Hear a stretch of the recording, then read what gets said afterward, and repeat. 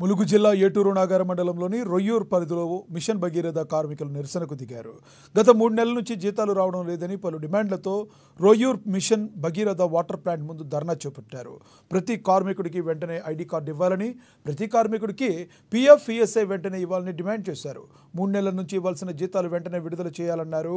2 సంవత్సరాల నుంచి పెరగాల్సిన జీతాలు వెంటనే పెంచి ఏప్రిల్ నుంచి అమలు చేయాలని, న్యాయమైన మా డిమాండ్ల పట్ల ప్రభుత్వం సానుకూలంగా స్పందించాలని కోరుతూ నిరసన కార్యక్రమాలు చేపట్టారు.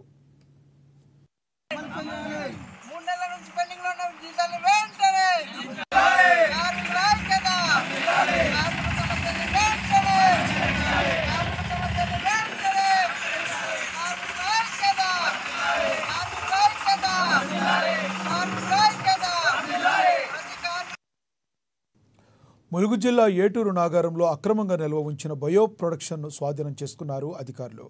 ఆకులవారి గణపురంలోని ఓ ఇంట్లో అక్రమంగా నిర్వహించిన 6 లక్షల విలువైన బయో ప్రొడక్షన్ మందులను సీజ్ చేశారు. నిబంధనలకు విరుద్ధంగా నిర్వహిస్తున్నారని రావూరి వెంకటేశ్వరరావు అనే వ్యాపారిపై పోలీసులకు ఫిర్యాదు చేశారు.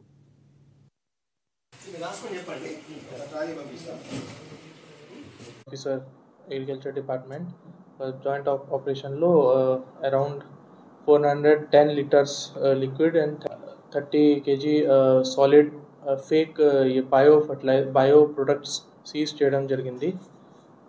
ఇది ఒక వ్యక్తి ఆంధ్రప్రదేశ్ నుంచి ఒక కార్లో ఇక్కడ తీసుకొని ఇక్కడ రైతులకు అమ్మారు.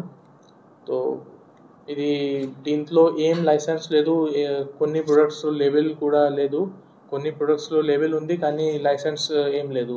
కాబట్టి ఒక కేసు రిజిస్టర్ చేస్తున్నాం ఏటూరు నగరం పోలీస్ స్టేషన్లో. అండ్ అన్ని ప్రొడక్ట్స్కి సీజ్ కూడా చేయడం జరిగింది. ఇక్కడ రైతులకి ఏటూరు నగరంలో, ములుగులో అన్ని రైతులకి నేను అభ్యర్థన ఇస్తున్నాను. అంటే విదౌట్ లైసెన్స్ లేకుండా ఎవరి నుంచి తీసుకోకండి ఇలాంటి ప్రొడక్ట్స్.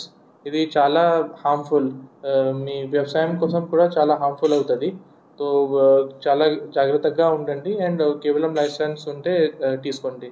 ఆఫీసర్